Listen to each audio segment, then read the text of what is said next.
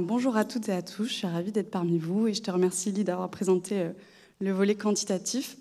Je vais m'attacher à vous parler des représentations, des pratiques et surtout du vécu que m'ont confié du coup certaines femmes originaires d'Haïti sur leur allaitement en 2024. Donc on a constaté qu'il y avait un taux d'allaitement maternel qui était important. Cependant, au vu des enjeux d'accès aux soins sur le territoire et d'un état de santé plutôt dégradé des populations qui sont nées à l'étranger, on s'est demandé si on connaissait réellement les besoins en allaitement des femmes, notamment des plus vulnérables.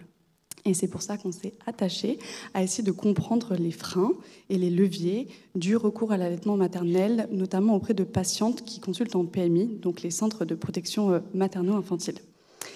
C'est donc une étude qualitative qui a été menée auprès des participantes de Nutripoutimund 2, donc des femmes enceintes qui ont suivi des ateliers pendant leur grossesse. Il y a eu, outre des observations de terrain, puisque j'ai pu participer à peu près plus de 80 ateliers, des entretiens qui ont été menés donc avant l'accouchement. Et puis après, en postpartum, à peu près à 2 à 6 mois après la naissance de l'enfant, et qui étaient souvent réalisés à domicile, d'où la photo à droite. Et être au plus proche du terrain était vraiment notre démarche pour pouvoir en découler les thématiques de recherche, d'où la méthode inductive. Au niveau des résultats, du coup, j'ai pu m'entretenir avec 15 participantes qui avaient entre 17 et 44 ans, donc 30 ans d'âge moyen.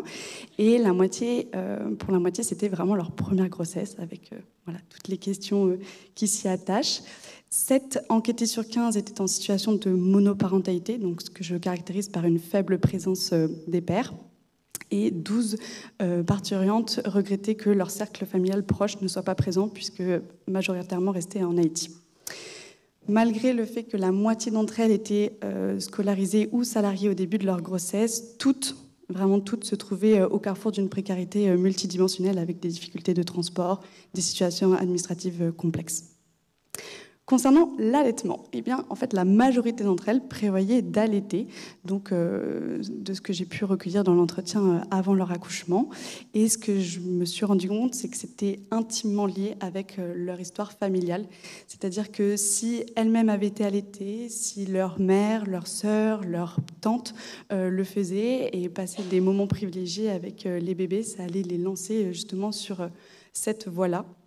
Et ceci, en plus des bénéfices dont elles avaient entendu parler, comme faire des économies ou que ça favorise la bonne santé du bébé, les conduisait justement à avoir ce désir d'allaiter, qui se couplait quand même avec quelques inquiétudes, avec la peur que l'enfant n'ait pas assez à manger, d'où parfois notamment le recours au biberon, surtout quand ce dernier refuse de prendre le sein, ce qui arrive fréquemment quand elles essayent de passer à l'allaitement mixte lors de la reprise des activités, salariées, mais également juste s'occuper d'autres enfants, gérer l'intendance de la maison, sortir faire des courses.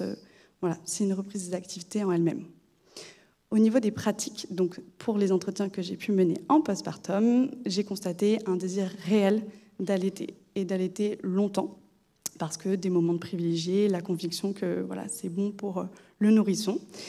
On a pu également observer la crainte plutôt par les équipes médicales à la maternité d'une perte de poids de l'enfant, ce qui peut conduire à l'utilisation des nourettes, et au contraire une faible utilisation du tire-lait lors de la reprise des activités. Pour les obstacles rencontrés, donc là pour les femmes qui vraiment avaient envie d'allaiter et qui auraient aimé poursuivre mais qui ont été empêchées, je les ai résumés en 3 parties, plutôt des obstacles d'ordre physiologique, donc liés aux mastites, aux douleurs, aux crevasses, etc. D'ordre professionnel, donc avec la reprise des activités qui conduit à sortir de la maison, mais surtout un obstacle social, c'est-à-dire avec des difficultés de demander de l'aide et surtout de trouver vers qui s'orienter, donc avec des dames qui sont au fin fond de Cogno la nuit, seules, et qui, l'enfant pleure depuis 4 heures, c'est assez inquiétant et on ne sait pas trop vers qui se tourner justement quand on n'a pas la famille. D'où cette femme qui me rapporte qu'elle attend vraiment le dernier moment pour lancer un SOS.